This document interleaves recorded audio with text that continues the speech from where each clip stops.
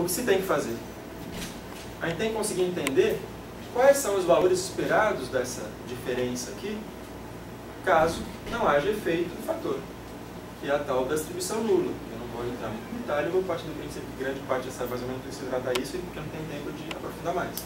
Mas se eu conseguir, por algum procedimento, ter uma distribuição de valores de frequência, de ocorrência, dos valores dessa diferença aqui, que seria esperado quando a hipótese nula é verdadeira, ou seja, quando aquela hipótese de interesse é falsa, e, parênteses para quem não sabe, é possível construir esse tipo de distribuição através de processos ou de randomização, processos algébricos, né? Traz algumas premissas no caso de processos algébricos.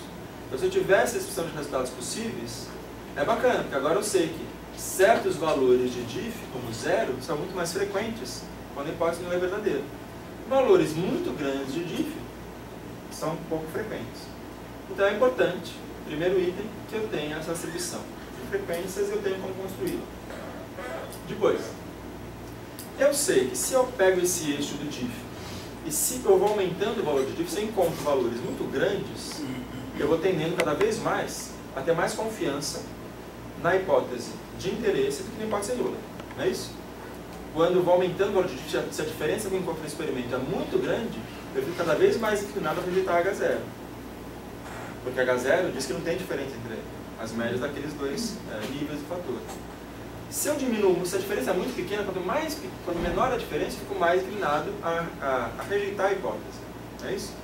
Então, nesse procedimento aqui, em que eu tenho uma variação possível de valores do diff, eu posso supor que eu vou ficar mais tentado ou menos tentado a entender o mundo de um modo e entender o mundo de outro modo. Certo? Se for 2, 3, 4, 5, 6, 7, se for 7, eu vou ficar mais tentado do que 2 a dizer que a hipótese nula deve ser rejeitada. Agora, não basta você só ficar tentado ou ficar menos tentado a aceitar uma ou aceitar a outra. Por quê? Justamente porque aquela observação é problemática, ela não está contextualizada. O que significa 7 e o que significa 9? 9 é maior do que 7, 9 é maior do que 2. Mas 9 é uma diferença de fato importante, é uma diferença que tem uma característica particular. Quando eu aumento a minha confiança na hipótese nula, isso significa... Aliás, quando eu aumento a minha desconfiança da hipótese nula, significa dizer que o valor de diff, que podia ser zero se não tivesse diferença, ele está cada vez mais para cá, não é isso? Essa curva me permite calcular qual que é a área da curva mais extrema que o valor de diff.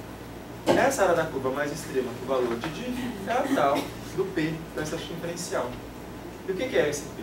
É a probabilidade de encontrar um certo tipo de resultado, que são as observações maiores do que o diff experimental, quando a hipótese nula é verdadeira.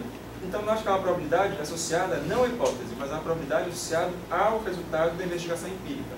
Né? Conforme o diff vai aumentando, a probabilidade de encontrar esses diffs desse tamanho maiores na distribuição nula vai diminuindo. Então, conforme aumenta, a minha inclinação para rejeitar a hipótese nula reduz o valor de P. Valores muito pequenos vão me deixar muito mais à vontade de rejeitar a hipótese nula. Bom, se eu estabeleço um limite de rejeição aqui, um limite de probabilidade a partir do qual eu falo que eu rejeito a hipótese nula, então eu tenho aqui uma regra de decisão sobre rejeição ou não rejeição. E aqui essa regra de decisão gerou um debate infindável na literatura, porque ela é arbitrária, vou falar um pouquinho sobre ela. Por que a regra é importante? Se você não tem a tal da regra, eu posso ter uma curva como essa aqui, que estava bem desenhadinha, ou uma curva como essa que eu desenhei às 3 horas da manhã, que não está tão arrumadinha. Note, são curvas diferentes. Se eu tiver um diff desse tamanho na primeira curva bonitinha, a probabilidade associada a valores extremos em relação a ele é grande. Só que se a curva for essa, a probabilidade é pequena. Dá para perceber?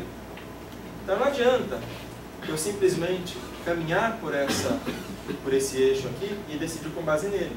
Eu tenho que perceber que, a depender da forma da curva, 7 de diferença de riqueza vai ser importante ou vai ser não importante. Não tem como eu decidir o que é 7 sem que eu tenha um modo de avaliar o que isso significa do ponto de vista do meu experimento.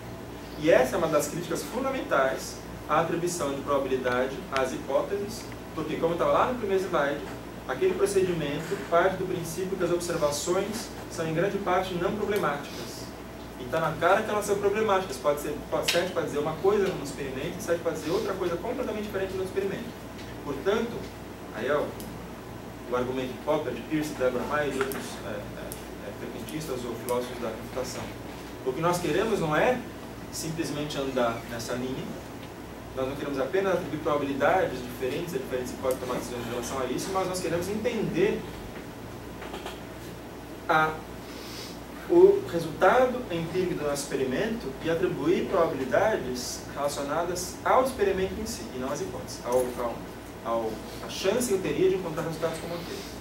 Esse argumento é a favor desse P, né, que é muito criticado porque não é isso que nós queremos. Não, é isso que nós queremos com uma certa visão do que é a produção de conhecimento. Para falar um pouco sobre esse problema, tem uma contraposição aqui. A teoria estatística é chamada de teoria de Neyman e Pearson, que eles trabalharam juntos para produzir, mas eles tinham visões, em alguns momentos, diferentes sobre o que ela significava. Então, o Neyman, nos primeiros trabalhos de ambos, se apresentava essa teoria estatística como uma ferramenta de tomar decisões a respeito de uma hipótese.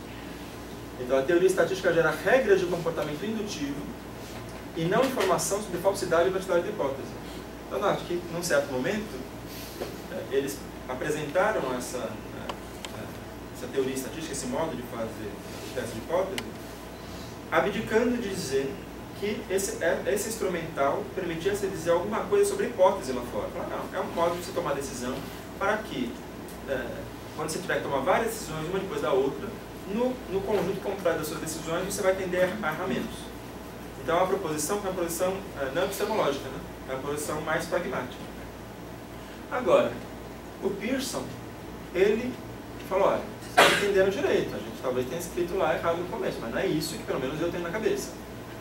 Ele diz o seguinte, as pessoas, isso aqui é ilustrado do texto dele, as pessoas concentraram frequentemente com uma intensidade absurda na interpretação behaviorista, né, de tomada de decisão, ao invés de se concentrarem numa interpretação evidencial, significado do que o teste tem para a compreensão do que acontece na natureza e para a avaliação das hipóteses. Aqui de novo Pearson. Nós consideramos que o procedimento estatístico ideal, comum na qual o planejamento experimental e a interpretação subsequente estão intimamente ligadas, formando partes de um único todo. Qual que é a importância desse negócio aqui? O que ele está querendo dizer com isso? Não adianta se gerar um valor de P, porque o valor de P é contingente aos procedimentos que você usa no experimento para gerar valores experimentais. Portanto, o teste estatístico ele faz parte de um empreendimento científico do experimentador lá, que é tentar reduzir os erros associados com a experimentação. E essa redução de erros está relacionada com o elemento experimental, não é? Com o uso da estatística para achar um valor de P que indica o que significa aquele valor de 7 no final do experimento, e, portanto, tudo isso procura, de fato, botar, agora, uma reinterpretação da Deborah Mayer, aquela hipótese a um teste severo. E, portanto, se ela é colocada no teste severo, ela tem aqueles aspectos, ela pode gerar refutações aceitáveis, enquanto na refutação, a hipótese passou pelo teste, ela tem um significado particular, uma qualidade particular. E outra coisa que ele diz, parar aqui e não estabelecer um procedimento de entender o que significa probabilidade, ou seja, o conhecimento do Hélio, lá que é a proporção de likelihood, simplesmente não é adequada para assegurar o controle desse tipo de erro, que é o erro relacionado com o que significa o cético não faz aquele experimento, que tem a ver com rejeitar uma hipótese nula verdadeira. Então, essas frases aqui do Pearson, de acordo com a Deborah Mayer, elas estão lá em textos que não foram muito lidos. Mas na visão dela, deixa muito claro que o Pearson tinha uma visão de que o empreendimento de fazer o teste de hipótese era um empreendimento de produção de conhecimento científico, que estava estritamente vinculado à tentativa de fazer um teste de severo de hipótese, e isso está relacionado com o fato de que ele leva em conta que é importante ter um bom planejamento, e, portanto, isso reduz o erro associado com testar a hipótese, e, além disso, que é essencial ter essa parte aqui no teste, porque ela é um outro jeito de você interpretar o que significa aquela observação que é problemática e sujeita a erro. Bom. Então, encerrando essa segunda parte, a gente falou um pouco que a falsificação, na epistemologia, o teste de hipótese se adequa bem à falsificação, porque ela procura fazer aquilo que a falsificação gostaria de fazer, que é testar a hipótese, que, além disso, o teste de hipótese cumpre o papel de evitar certas críticas colocadas à Popper, que era aquela crítica número 3, e que, portanto, o teste de hipótese articulado por planejamento experimental se adequa à epistemologia do falsificacionismo, inclusive contribuindo para superar parte de suas críticas. Se tudo que eu falei até agora, consegui convencê-lo de que falsificação é uma boa base para a construção de conhecimento científico e que o teste de hipótese se adequa a essa base epistemológica e, inclusive, é útil em vários instantes para que essa base epistemológica seja capaz de ser implementada na produção de conhecimento pelos cientistas. Não faço a mínima ideia de quanto tempo passou. Porque eu não liguei o microfone para não ver. Vocês estão sofrendo?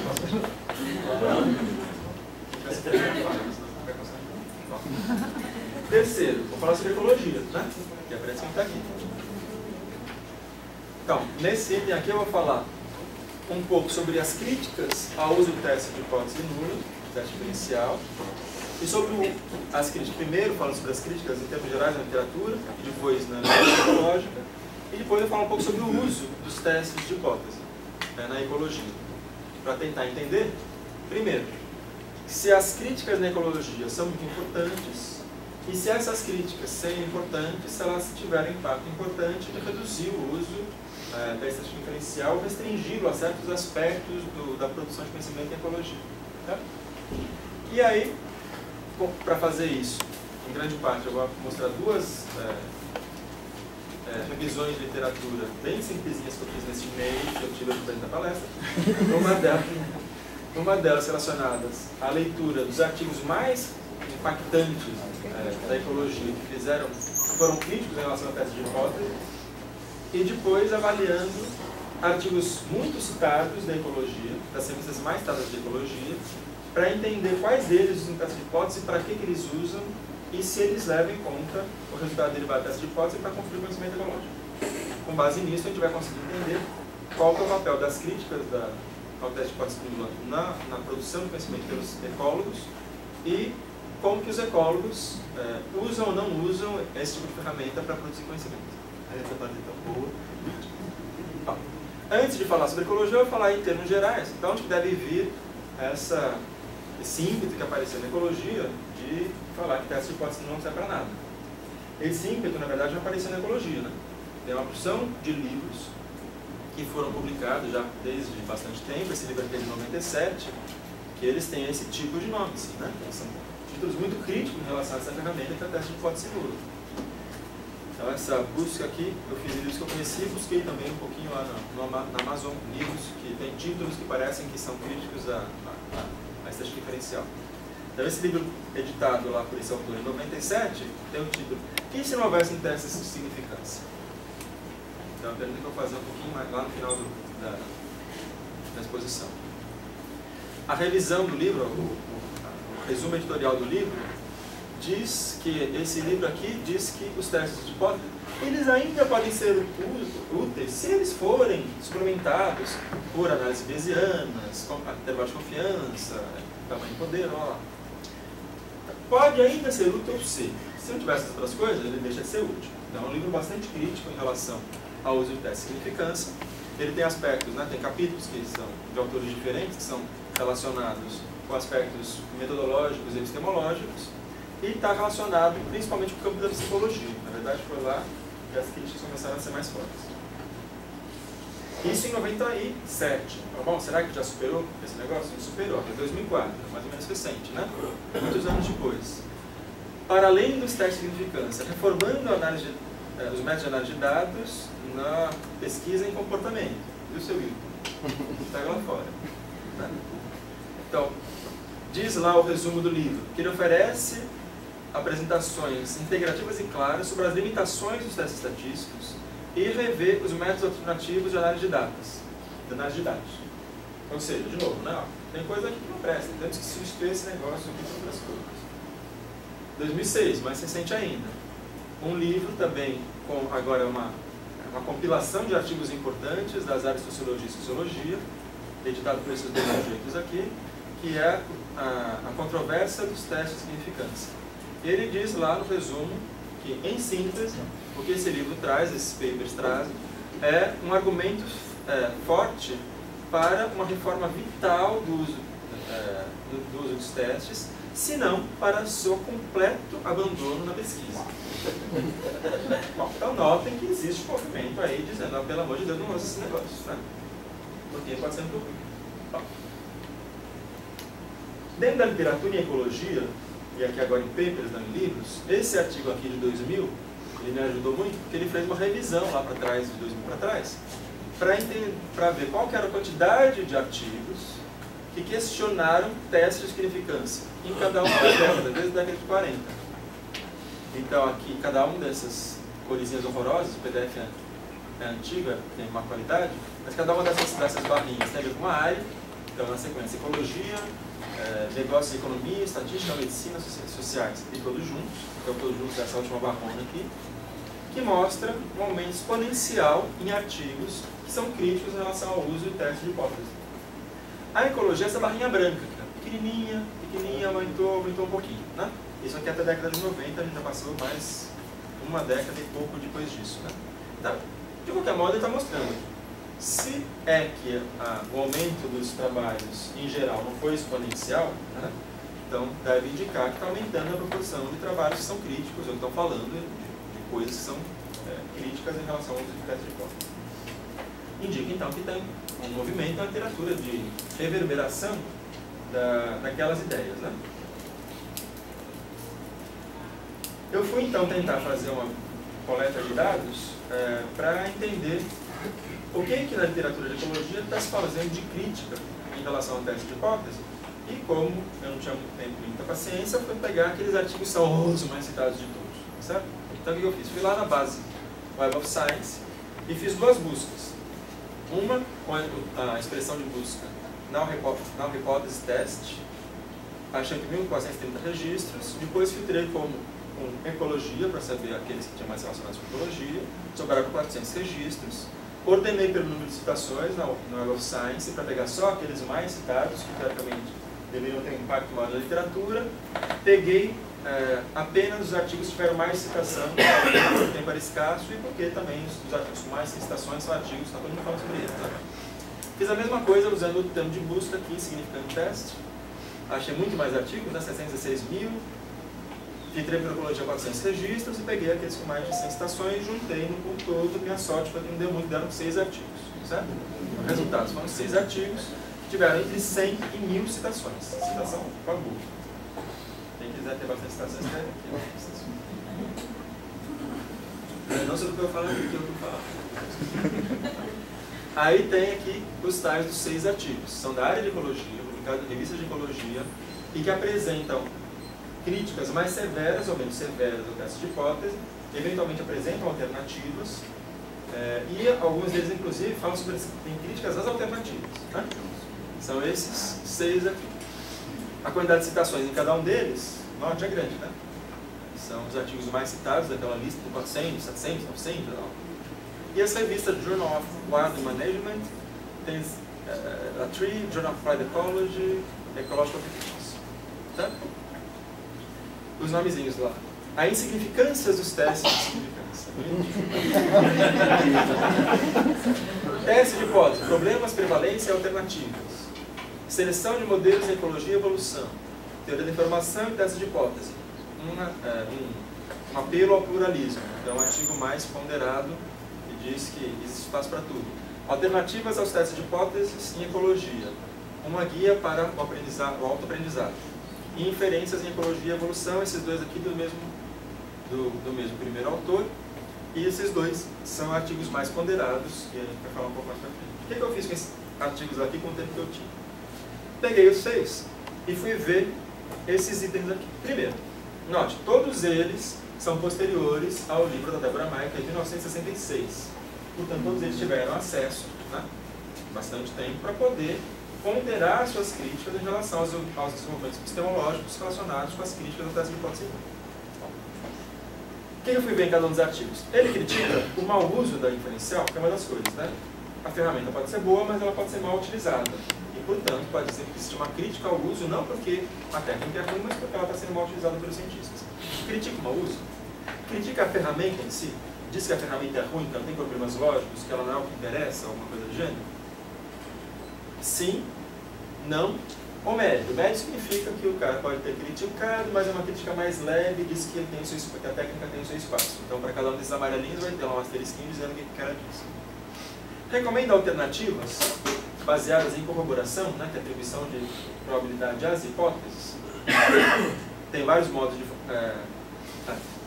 na verdade, recomenda alternativas, pode ser qualquer tipo de alternativa, e entre esses que recomenda alternativas, recomenda alternativas de corroboração, e aqui seleção de modelos e bayesiano, e cita a Deborah Maia, né, que seria para mim uma evidência de que a pessoa, antes de fazer a crítica, foi lá fez a lição de casa, se a crítica for aqui, né, ela fez a lição de casa para ver se aquelas críticas que todo mundo está batendo gato morto, se elas não foram respondidas, não é isso? Bom, vou começar por aqui, né? Cita a Deborah Maia, vermelho significa que não. Você já viu aquele joguinho para celular que você bate no gato? Já viu? É o jogo mais baixado para... Você vê lá, o gato cara, a minha metáfora aqui é que não adianta bater na ferramenta como se a ferramenta fosse um gato morto, debaixo do vidro, atrás do vidro do celular, né? Deixa o gato livre e vai lá ver as respostas de crítica à ferramenta e então bate. Porque aí você tem como fazer avançar o conhecimento. Mas, por enquanto, não bater no gato morto, né? Não deixar o gato arranhar. Bom, eles fazem crítica ao mau uso, a maioria faz crítica ao mau uso. Ou seja, de fato, ela é muito mal utilizada. Como esses artigos indicam que também há má utilização das outras ferramentas. Então, o mau uso não está associado a uma ferramenta, está associado à formação do cientista, ao modo como ele faz, a versão que ele tenta publicar, né? É um bocado de coisas que fazem o que era uma tradição. Uma das coisas importantes que, inclusive, esse artigo que é bem legal fala, é que precisamos melhorar o ensino dessas ferramentas. Que é uma coisa que até um pessoal aqui do próprio mestrado, os alunos escreveram lá um artigo, né, publicado na revista de quadricultura, falando, ó, não adianta simplesmente ensinar técnica e estatística. Tem que conseguir ensinar técnica e estatística, as diversas opções de ferramentas que existem, fazer uma associação disso com uma certa concepção de epistemologia. É um artigo super fofo que vocês deviam ler. Entendeu ainda quem não é autor, que eu também tenho autores aqui, eu acho. Bom. Então, tem mau uso? Tem. Mas ter mau uso diz que eu devo abdicar dessa estratégia de produção de conhecimento? Provavelmente não, né? Provavelmente diz que eu tenho que aprender melhor, se a técnica for boa, para dizer. Critica a ferramenta em si? Tem. Todos eles fazem algum tipo de crítica. Mas note que só esses dois aqui, que são aqueles mais antigos, apresentam críticas de fato severas à ferramenta, dizendo que eu não tenho mais que usar esse negócio, que não tem mais espaço esse negócio na ecologia. Tanto que o título desse aqui é a insignificância dos testes de significância, né? São críticas de fato severas. São críticas que foram avaliadas em relação às contracríticas que existem. Há um montoeiro de coisa que tinha naqueles livros lá, né? Essas críticas são aquelas daqueles livros, né? São críticas que estão sendo faladas desde sempre. Não é isso que nós queremos de um H, nós queremos de um H pela hipótese. Olha, há algo lá. O que nós queremos, nesse nível de pergunta, é uma questão epistemológica. Eu não posso decidir que eu quero uma coisa e não outra sem me debruçar sobre as questões epistemológicas associadas, né?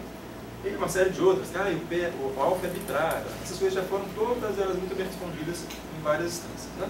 Então, crítica de ferramenta, todos eles sim. Mas olha esse daqui que interessante.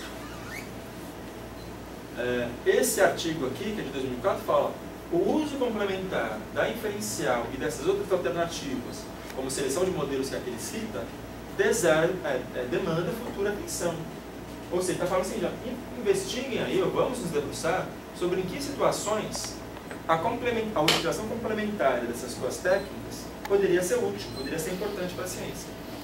O que é um indicativo de que talvez haja uma certa possibilidade de que visões diferentes de produção de conhecimento possam ter um papel igualmente relevante dentro da ecologia. esse sujeito aqui, na verdade, eles vão além, né? Ele não fala que talvez deva se avaliar, ele fala não.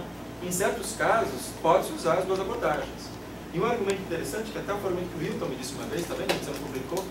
Tem que passar a perna em você. É que se uma mesma pergunta é abordada pelas duas técnicas, a resposta é a mesma, isso traria maior robustez a sua resposta sobre aquela pergunta. Porque, ó, independente da técnica, da epistemologia, o negócio é o mesmo, quer dizer que é assim mesmo na natureza, né? Outro artigo fala, ó, esse aqui é mais ou menos falar, pode ser usado sim, mas é limitado o escopo dessa hipótese na ecologia. E esse aqui é mais ou menos a mesma coisa que o primeiro, que é o mesmo. Tá. Recomenda alternativa à configuração? Todos eles sim. Né? A maioria deles recomenda a seleção de modelos. Eu vou mostrar um gráfico mais para frente que mostra que de fato a seleção de modelos tem aumentado exponencialmente dentro da literatura em ecologia. Interessante, Bayesiana é apresentada como uma alternativa com uma frequência menor, pelo menos nesses artigos aqui que foram muito citados. Bom, então, talvez a conclusão geral desse negócio aqui é que, para os filósofos que estão fazendo teste de doutorado, isso aqui parece, talvez seja ainda uma questão interessante para falar para os ecólogos. Né? Então, é bom a gente sentar e escrever um artigo falando, ó, vamos pegar essas críticas aqui, vamos parar de bater em gato morto, porque ó, isso aqui já foi respondido, isso aqui já foi respondido, isso aqui já foi respondido. Essas questões aqui sobre o uso complementar das duas técnicas, um desses autores até cita um outro artigo, esse autor cita um artigo desse outro, mas em termos de citações, então não entrou na minha análise, que indica como que você poderia integrar essas duas ferramentas. Então é uma coisa interessante, tem alguém já falando sobre essas coisas, tá? Tem alguma coisa na literatura bacana lá atrás. Então outra coisa importante, primeiro, que é importante passar para a literatura dos ecólogos essas críticas. Esses artigos indicam que é bastante interessante, está sendo formulada a ideia de que as duas coisas podem ser complementares, mas também é bacana discutir essa complementaridade, dado que, lembra daquele primeiro slide, as discussões epistemológicas sobre essas duas abordagens, elas usualmente são banhadas de um nível de ardor de discussão semelhante a discussões políticas e religiosas. Ou seja, os cientistas podem estar dizendo aqui, vamos dar as duas, vamos botar as duas, como eu vou mostrar para vocês, na mesma tabela que é o resultado das duas. Parece que os filósofos vão ficar meio espantados se a gente fizer isso. Né?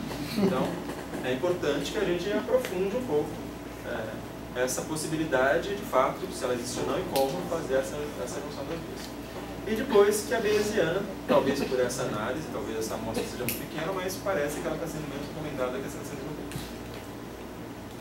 E lá para a discussão, talvez tenha uma coisa lá na seleção de modelos que cumpre aquele papelzinho lá da última parte do método de Neyman-Pearson, de ter uma decisãozinha de a partir de quanto que a gente dá, que é a história de colocar um modelo nulo entre os modelos selecionados. Um desses artigos, ele mostra lá a evolução do número de artigos publicados pela Ecological Society of America e que usam o que ele chama de estatística tradicional, que é inferencial, e as novas estatísticas, são todas as outras, na Bayesiana, a seleção de modelos e outras alternativas. Então, note que tem um corte no eixo, né, passa de 6 até 10, então esse negócio está lá para cima. Então, continua sendo muito mais inferencial na literatura dessa revista do que as alternativas. Mas as alternativas estão aumentando aqui, tá vendo? Talvez como resultado, influenciando a existência desses artigos que estão citando a seleção de modelos como uma saída importante. Bom, segunda coisa que eu fiz foi, deixa eu agora ver como os cientistas estão usando. Então eu fui lá na base Web of Science, só que agora eu fui no Journal Citation Report, que é aquela base que indica o quanto que o artigo, os artigos daquela revista foram citados num certo espaço de tempo. E eu peguei o índice de impacto dos últimos 5 anos. Então, quantas vezes, em média, um artigo dessa revista é citada desde 2007? Para pegar o intervalo mais curto e fazer com que todos os índices sejam comparáveis. Né? Uma revista começou agora, vai ter um índice diferente de uma revista muito antiga. Só selecionei os jornais classificados na categoria Ecology e peguei as 20 revistas com maior fator de impacto de 5 anos. Esse fator variou de 5 a 18. Certo? Significa que cada artigo nessa revista, em média, está 5 vezes por ano ou 18 vezes por ano, que é uma quantidade grande de citações. Né? que estão as revistas ordenadas, do índice menor para o índice maior, e aqui estão aquelas revistas dos sonhos, né, de todos nós. Bom, aí fui lá, em cada uma dessas, peguei